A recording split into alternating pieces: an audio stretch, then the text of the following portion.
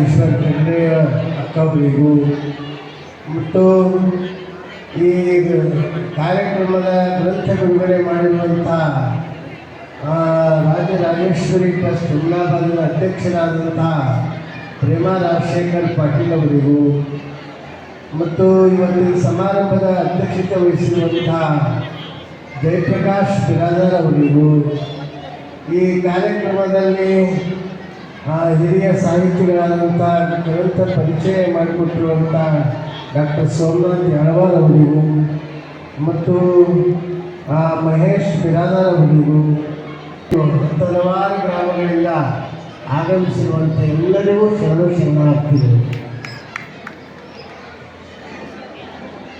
ಬಂಧುಗಳೇ,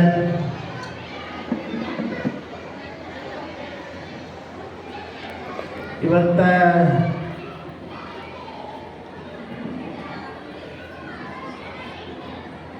ಒಂದು ಸನ್ಮಾನ, ಈ ಅಭಿನಂದನೆ ಇಂಥದ್ರಾಗ ನನಗೆ ಮಾತು ಬರೋಂಗಿಲ್ಲ. ಮಾತು ಆಡಲಿಕ್ಕೆ ಆಗೋದಿಲ್ಲ. ಅದಕ್ಕೆ ಒಂದು ಮಾತು ಹೇಳಿ ನಾನು ಒಂದೆರಡು ಮಾತು ಹೇಳಿ ಮುಗಿಸ್ತೀನಿ. ನಾನು ಭಾಲ್ಕಿ ಮಠಕ್ಕೆ ಬಂದದ್ದು ಬಡತನ ಭಾಳ ಇತ್ತು. ಕಾಲೇಜ್ ಓದಬೇಕು, ಶಿಕ್ಷಣ ಪಡಿಬೇಕು, ಇಲ್ಲಿ ಪಂಚದೇವ ಪ್ರಸಾದ ನಿಲಯ ಗುರುಗಳ ಪ್ರಸಾದ ನಿಲಯ ಮಾಡಿದ್ದಾರೆ ಅಂತ ತಿಳ್ಕೊಂಡು ನಾನು ಅಪ್ಪವ್ರ ದರ್ಶನಕ್ಕೆ ಬಂದು ನನಗೆ ತಗೋರಿ ಭಾಳ ಬಡವಿದ್ದ ಅಂತ ಕೇಳಿದೆ. ಅಪ್ಪವರಂದರು ಬಡವರಿದ್ದು ಮೊದಲೇ ಬರಬೇಕು, ಈಗ ಸೀಟ್ ಫುಲ್ ಆಗ್ಯಾವ, 10 ಹುಡುಗರಿಗೆ ಪ್ರವೇಶ ಇತ್ತು, 10 ಹುಡುಗರಿಗೆ ತೊಗೊಂಡು ಬಿಟ್ಟಿದ್ದೇವೆ ಅಂತ ನನಗೆ ಹೇಳಿದ್ರು. ನಾನು ಪುನಃ ಮಠಕ್ಕೆ ವಾಪಸ್ ಹೋಗಿ ಅಪ್ಪವ್ರ ಶಿಷ್ಯರಿದ್ದರು ಇಬ್ಬರು ಅವರಾತ, ಅವರು ಗುರುಲಿಂಗಪ್ಪ ಗೋಳೆ ಮತ್ತು ರಾಚಪ್ಪ ಮುದ್ದ ಅಂತಿದ್ರು. ಅವ್ರಿಗೆ ಕರ್ಕೊಂಡು ಬಂದೆ, ಹೇಳಿ ನೀವು ಅಂತೇಳಿ. ಅವರು ಹೇಳಿದ್ರು, ಹೇಳಿ ಇಲ್ಲ ಇವ್ರಿಗೆ ಇಟ್ಕೋಬೇಕು ಅಂತ ಹೇಳಿದ್ರು. ಅವರಿಗೆ ಗುರುಲಿಂಗಪ್ಪ ಗೋಳಿಯವರಿಗೆ ಅಪ್ಪ ಅವರು ಧ್ವನಿ ಅಂತ ಕರಿತೀವಿ. ಈ ದೊರೆಗಳು ಹೇಳ್ತಾರಂದ್ರೆ ಇಟ್ಕೊಳ್ಬೇಕಾಯ್ತದೆ ಅಂತ ಹೇಳಿ ನನಗೆ ಪ್ರದೇಶ ಕೊಟ್ಟು, ನನಗೆ ವಚನ ಬರ್ತಾವಿಲ್ಲ ಅಂತ ಕೇಳಿದ್ರು. ಬರ್ತಾವ ಅಂತ ಹೇಳಿದ್ರು. ಒಂದು ವಚನ ಹೇಳು ಅಂತ ಕೇಳಿದ್ರು. ನಾವು ಒಂದು ಹೇಳೋದು ಬಿಟ್ಟು 5 ವಚನ ಹೇಳ್ದ. ಆವಾಗ ಅಪ್ಪವ್ರಿಗೆ ಭಾಳ ಖುಷಿ ಆಯಿತು, ಸಂತೋಷ ಆಯಿತು. ಆವಾಗ ಅಪ್ಪವ್ರ ಸೇವೆಯನ್ನು ಮಾಡ್ತಾ ಮಠದಾಗ ದಿನ ಎಲ್ಲರಿಗೆ ಕಾಯಕ್ಕಿತ್ತು. ನಮಗೂ ದಿನ 20 ಕೊಡ ನೀರು ತುಂಬಬೇಕು. ಆ ಮಠದಾಗೆಲ್ಲ ಸಗಣಿಯನ್ನು ಸಾರಿಸೋದಿತ್ತು. ಅವಾಗೆಲ್ಲ ಪರಿಸ್ಥಿತಿ ಇದ್ದಿಲ್ಲ. ಸಗಣಿಯನ್ನು ಸಾರಿಸ್ಬೇಕು ಸೋಮವಾರ. ಇಂಥವೆಲ್ಲ ಕಾಯಕ ಮಾಡಿ ಕಂಡೀಷನ್ ಹಾಕಿ ಇಟ್ಕೊಂಡು ಅವಾಗ ಓದಿ ಗುರುಗಳ ದೃಷ್ಟಿ ನಮ್ಮ ಮೇಲೆ ಬಿತ್ತು. ಆವಾಗ ಭಾಳ ಒಂದು ಘರ್ಷಣೆ ಆಯಿತು. ಭಾಳ ಒಂದು ಕಡೆ ಊರಾಗೆಲ್ಲ ಎಲ್ಲರೂ ನನಗೆ ಬೈಯೋರು. ಎಲ್ಲರೂ ಗಿರಿಜನ ಎಲ್ಲ ಜನರು ಬೈಯೋರು. ತಾಯಿ ಕಷ್ಟಪಟ್ಟು ನೀ ಸನ್ಯಾಸಿ ಅಂತೇನು ಅಂತೆಲ್ಲರೂ ಬೈಯೋರು. ಆವಾಗ ನಾನು ಆಗಿ ಕೊನೆಗೆ ಒಂದು ನಿರ್ಣಯ ಬಂದ.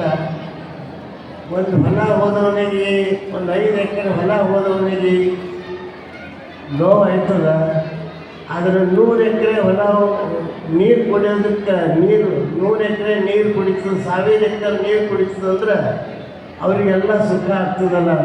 ಒಬ್ಬ ತಾಯಿ ತಂದೆ ಕಳ್ಕೊಂಡ್ರೆ ಪರವಾಗಿಲ್ಲ, ನೀವು ನಿಮ್ಮಂಥ ಸಾವಿರಾರು ತಾಯಿ ತಂದೆಗಳು ಸಿಗ್ತಾರಲ್ಲ ಅಂತ ತಿಳ್ಕೊಂಡು ಒಂದು ಗಟ್ಟಿ ನಿರ್ಧಾರ ಮಾಡಿ ಗುರುಗಳಿಗೆ ಸರ್ಕಾರ ಹಾಕಿದೆ. ನನ್ನಂಥ ಯಾವುದೂ ದೊಡ್ಡ ಪ್ರತಿಭೆ ಇದ್ದಿಲ್ಲ. ನಾನು ಓದೋದ್ರಲ್ಲಿಯೂ ಭಾಳ ಸಾಧಾರಣನೇ, ಸೆಕೆಂಡ್ ಕ್ಲಾಸಲ್ಲೇ ಭಾಳ ಅಂದ್ರೆ 55-60% ಪಾಸಾಗಿದೆ. ಮತ್ತು ಒಂದೊಂದು ಸಲ ಒಂದೊಂದು ವಿಷಯ ಹೋಗ್ತಿತ್ತು, ಎಜುಕೇಟದಾಗೆ ಪಾಸಾದವ. ಮತ್ತು ಏನೋ ಹಿಂಗೆ ಇನ್ನು ಗುರುಬಸವ ಪಟ್ಟದೇವ್ರು ಕಡೆ ಮಿಂಚ್ತಾರೆ. ನಾವೇನು ಮಿಂಚಂಗೂ ಇದ್ದಿಲ್ಲ, ಮಂದಿ ಕಣ್ಣಾಗ ನಾವು ಕಾಣ್ತಾನೂ ಇದ್ದಿಲ್ಲ. ಯಾರಿಗೆ ನಾವು ಇದು ಹಿಂಗೆ ತೇರಿ ಬೀಳ್ತಿದ್ದಿಲ್ಲ. ಅಷ್ಟೊಂದು ಸಂಕೋಚ, ಮುಜುಗುರ ಅಂಥ ಸ್ವಭಾವ ನನ್ನ ಬಂದಿತ್ತು. ಆದರೆ ಇವತ್ತು ಏನೇ ಅದಾದ್ರೆ ನನ್ನಿಂದ ಒಂದು ದೊಡ್ಡ ಶಕ್ತಿ ಕೊಟ್ಟು ಹೋಗ್ಯಾರ. ಯಾರು?